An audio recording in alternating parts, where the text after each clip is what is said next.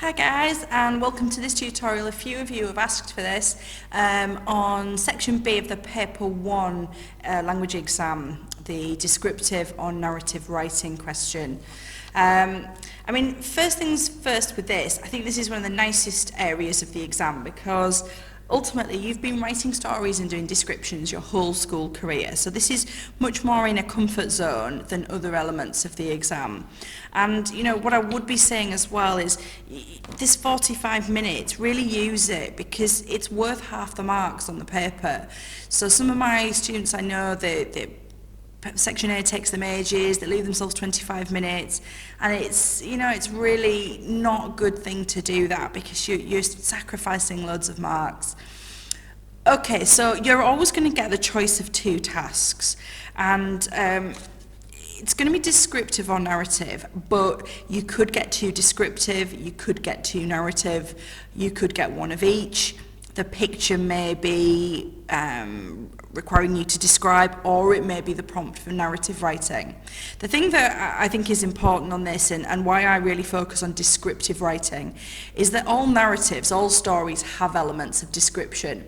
So even if you choose to write the narrative, it can be largely descriptive. You may just put in one line of dialogue, I thought to myself, what a terrible storm, and you can show off some other skill there, you can show off punctuation, it's a different structure. So I would really encourage you to focus on your skills as a descriptive writer and developing those and the things that go with them. And I do think that the image is a real gift. So we've got here the magazine asks for contributions for their creative writing page. Okay, so it gives you a bit of a premise, but really you're not particularly focusing on the form of this, it's about the content. So don't spend all hours making a sort of website format. What they're interested in is what you're writing and what you're producing. So we've got these choices, stormy sea as suggested by the picture, or write a story that begins with a sentence, this was going to be a terrible day, one of those days, blah, blah, blah, blah. Now, if it was me, I wouldn't sort of necessarily start with a story. If you think about trying to write a story in 45 minutes, it's challenging. Are you going to be able to do a full story in that time, or are you going to have an unsatisfactory ending of, I woke up, it was all a dream, or ... what could have happened, and you're leaving it on some sort of fake cliffhanger. I'm not saying you can't do it, but for me, a task like this that was in the trial exams is brilliant. So a couple of different things that I would do, and I'd always encourage you to be planning. And I'm sure your own teachers will have talked to you about different ways that you can plan. If you think in the 45 minutes you're going to do a couple of pages of descriptive writing, not much more than that. One way that you can sort of focus your planning is by boxing up your image and really focusing on the details, separate details within that. So you've got here this lighthouse. That's not the only thing we've got here. We've got some quite jagged rocks, and you've got the spray here from the sea. It's sort of beating against those rocks. And I would immediately start thinking about some of the sound here. Could I make it sound quite violent by thinking about it hissing? And that makes me think of snakes, so I'm already thinking of a simile. I'm going to say sort of it's snake-like and venomous. So what I would encourage you to do is look at small details within the image, and don't be embarrassed to start off with there's some sea spray, but then push it. What sound is that making, and does that sound have particular connotations? So think about as well the mood you want to create.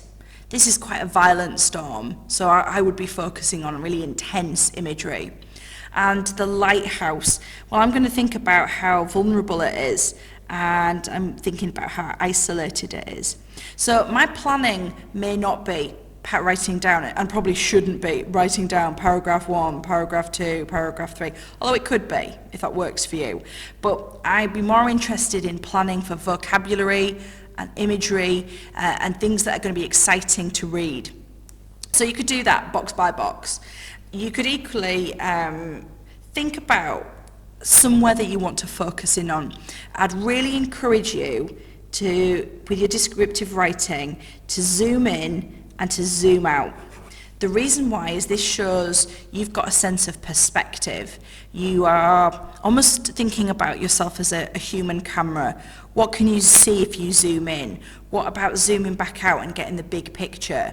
What about what's happening outside of this image, or just hidden around here? Maybe there's a small boat and there's somebody on a boat there who's, they're trying desperately to sort of survive this terrible storm. So again, think about what isn't in the picture that you could talk about. So maybe there's a boat capsized over here if you were going to do the story.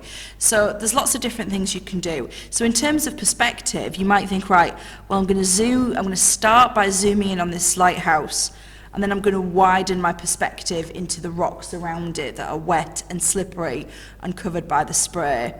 And then I'm going to zoom out a bit further, and I'm going to focus on more of the ocean and more of these rocks. And as I zoom out even further into other details, I'm going to think about the angry clouds, really personify them as being threatening. And a really top tip that I would sort of suggest you do if you do this descriptive writing is, and those of you who've done Mice and Men back in the day, might have looked at a cyclical structure. The idea of you end where you begin, and it's a really easy way to show the examiner some structural skill. So you've perhaps begun by focusing on this lighthouse.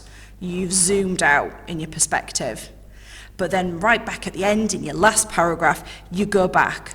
Perhaps you focus in someone here up in the top of this lighthouse.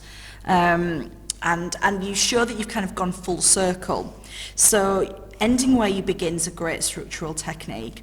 Also, repeated motifs or imagery or metaphor. So repeating, starting off with perhaps a dramatic impact sentence that you use again at the end is another way of really showing the examiner you can construct something. You can construct a piece of descriptive writing that has a clear sense of beginning, middle and end. So I just encourage you to use the picture because they've been well thought out. They're going to give you something that there's lots you can do and say with it. So that would be what I'd be doing in terms of my planning, really sort of thinking about what different images can I explore, either in the 4 boxes or zooming out there. So what I just wanted to show you quite briefly was a response that the exam board have given us. It got a total of 34 out of 40, which is pretty great. And I don't know if that would get a level 9, but it should be a level 8, I would think. Obviously, we've got no mark scheme, so it's a bit of a guess.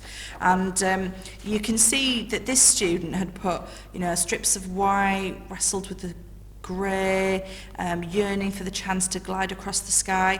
And so they've done a bit of this, haven't they? They've focused on particular details in their image. So let's just have a look at what they put. The darkness encapsulated the light, blanketing any sense of hope as the grey mass crept across the sky. Loving it. From above, everything was silent, save water beneath the sky. Save the water beneath the sky. And you can see, students cross stuff out. That's fine. What this is, all this shows me is here's someone who is prepared to edit and that proofread and check that everything looks right. Never going to lose marks because you've crossed something out. So we've got some clear paragraphs. The dull blue ferociously slammed against rocks, brutal and merciless, leaving the rocks with little but a glistening sample of itself. The repetition stabbed the possibility of any light, providing the land with external darkness. So some of that is a little bit maybe wobbly grammar, but look at the use of adverbs that they've got here. Love that. Ferociously is great. And then we've got these adjectives as well. Brutal and merciless. I love that. And then you've got this personification, the repetition, I assume here of the waves, stabbed. So it feels quite abstract, but that's not necessarily a bad thing. The strong smell of salt. So we've got here, I can see, the examiners are always, because I mark these exams, I know what we have is, we have this like drop-down menu, and it will be, technique, punctuation, paragraphs, and we just use our mouse and we drop them into your thing every time we can see a range of these sorts of techniques. So as I do this, as I kind of annotate like this, it's because I know as an examiner I'd be thinking, great, there's a technique there that they're using. And it also, it's quite sibilant, isn't it? It really reminds me of the hissing of waves, which I think is brilliant. Let's have a look. Heavy scent, the taste of peeling paint led the eye to the distant lighthouse. So we've got this change of perspective I was talking about with the planning stages.